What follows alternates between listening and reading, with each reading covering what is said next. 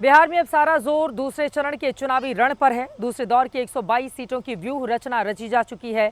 Second phase में सबका focus Seemanchal पर है, लेकिन सेकेंड राउंड में बिहार के उस इलाके में भी वोट पड़ेंगे जो बीजेपी और एनडीए का अभेद्य किला माना जाता है। ये जंग है चंपारण की। ये इलाका भी सीमांचल की तरह दूसरे प्रदेश और दूसरे देश से सीमा साझा करता है।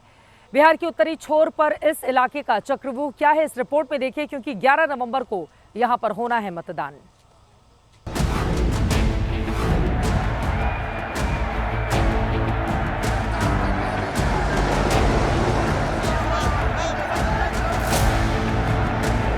ये जो आपकी धरती है, इस पर पूरे देश को गर्व है। हमारा जो स्वतंत्रता का आंदोलन है, महात्मा गांधी जी ने शुरू किया। बटन तो यहाँ चंपारण में दबे, करंट इटली में जाकर लगे, इटली में जाकर।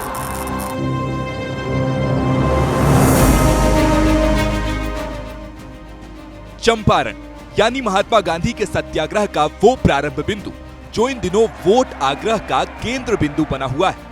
इस इलाके में प्रदेश और देश के दिग्गज नेताओं का तांता लगा हुआ है। अमित शाह आए, प्रियंका गांधी आई, तेजस्वी यादव आए, जेपी नड्डा आए। नेताओं के आने का सिलसिला जारी है, लेकिन क्यों?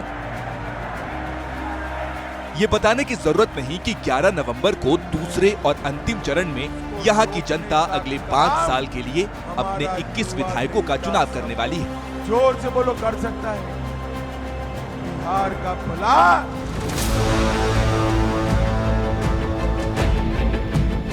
बिहार के उत्तरी हिस्से के इस भौगोलिक इलाके को देश दुनिया राजनीतिक और प्रशासनिक रूप से 2 जिलों पूर्वी और पश्चिम चंपारण के रूप में जानती है।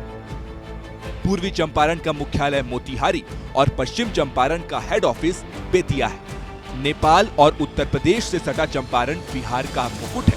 आप राज्य के नक्शे को देखेंगे तो एहसास भी कुछ ऐसा ही होगा। 38 जिलों में सबसे ऊपर कुछ ऐसे, सूबे के सिर पर ताज सजा हो जैसे। बिहार के चंपारण का इतिहास जानने से ज्यादा जरूरी है इसके राजनीतिक वर्तमान का आकलन करना, जिसे एनडीए का किला कहना गलत नहीं होगा। इस किला को बचाने के लिए बीजेपी और जेडीयू ने पूरी ताकत झोंक दी है, तो आरजेडी और कांग्रेस भी इसमें सेंधमारी के लिए जुगत भिड़ा रही है। कांग्रेस की ओर से प्रियंका गांधी वाड्रा ने मोर्चा संभाला। उन्होंने पश्चिम चंपारण की वाल्मीकि नगर और चनपटिया में रैली की। केंद्र और राज्य सरकार को जी भर कर कोसा। मौसम विधानसभा चुनाव का है, लेकिन वो नीतीश कुमार से ज्यादा नरेंद्र मोदी पर बरसी। आपकी चीनी की मिल से चाय पिएंगे, मीठी मीठी चाय पीने आएंगे। मिल ठप का ठप पड़ा हुआ है, बंद का बंद पड़ा हुआ है। ये है मोदी जी का साम्राज्य कि बिहार में अपना मुख्यमंत्री है आपका, लेकिन उसकी भी सुनवाई नहीं है। बहुत चिंता है इनको भाई, राहुल गांधी जी के भविष्य की, तेजस्वी जी के भविष्य की आपकी चिंता नहीं है। अब तुम्हारे लिए क्या है? चुनाव के समय घूस, यही है। बाकी 5 साल में कुछ नहीं। तुम्हें आगे बढ़ाने के लिए क्या किया? तुम्हें रोजगार देने के लिए क्या किया? तुम्हें मजबूत बनाने के लिए क्या किया?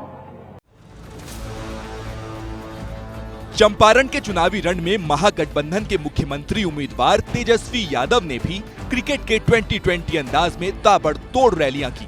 उन्होंने पश्चिम से पूर्वी चंपारण तक तूफानी दौरे किए। कहीं मतदाताओं को अपने वादों से लुभाया तो कहीं नीतीश कुमार की मौजूदा योजनाओं से डराया। हालांकि इस डर को एक दिन पहले गृह मंत्री अमित शाह पश्चिम चंपारण में ही बेअसर कर चुके हैं।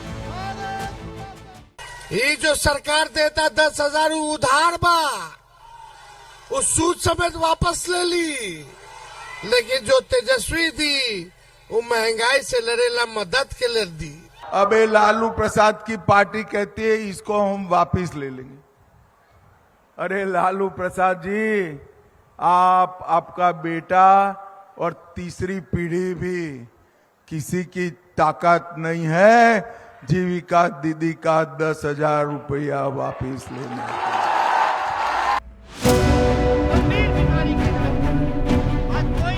पूर्वी चंपारण के मधुबन में बीजेपी अध्यक्ष जेपी नड्डा ने भी एक बार फिर एनडीए सरकार के लिए माहौल बनाया। बिहार बदल रहा है कि नहीं बदल रहा है? इसको आगे बढ़ाए रखना है कि नहीं रखना है? विकसित बिहार बनाना है कि नहीं बनाना है, और विकसित भारत के सपने में विकसित भारत बिहार को जोड़ना है कि नहीं जोड़ना है। अगर जोड़ना है तो राणा रणधीर जी को चुनाव जिताकर बिहार की स्थिरता में अपना योगदान देना। मौजूदा वक्त में 21 विधानसभा सीटों वाला ये इलाका एनडीए और महागठबंधन के लिए सत्ता हासिल करने की वोट भूमि के तौर पर सुर्खियों में है। दोनों चंपारण एनडीए और खासकर बीजेपी का वो किला है जिसे आरजेडी हिलाने में नाकाम रही है। 2015 में जब जेडीयू महागठबंधन में शामिल थी, यानी नीतीश बीजेपी से अलग होकर चुनाव लड़ रहे थे, तब भी दोनों चंपारण की 21 सीटों में से 13 पर बीजेपी की अगुवाई वाले एनडीए को जीत मिली थी। 7 सीटों पर महागठबंधन ने बाजी मारी थी, जबकि 1 सीट निर्दलीय के खाते में गई थी। वहीं 2020 में जब जेडीयू एनडीए में लौट आई, तब चंपारण की 21 सीटों में से 17 पर इस गठबंधन को जीत मिली, तो महागठबंधन को सिर्फ 4 सीटें ही मिल पाई। पूर्वी और पश्चिम चंपारण में लोकसभा की 3 सीटें हैं। पूर्वी चंपारण की 3 विधानसभा सीटें शिवहर लोकसभा सीट में भी आती हैं। और बड़ी बात ये कि चंपारण की वाल्मीकि नगर, पश्चिम चंपारण और पूर्वी चंपारण ही नहीं, पड़ोस की शिवहर लोकसभा सीट पर भी एनडीए का पिछले 4 चुनाव से लगातार कब्जा है। ऐसे में सवाल ये कि इस विधानसभा चुनाव में भी सत्ताधारी गठबंधन का ये किला अभेद्य रहेगा या फिर इसे भेदने में विपक्ष कामयाब होगा। नतीजे पर पूरे बिहार की नजरें टिकी हैं।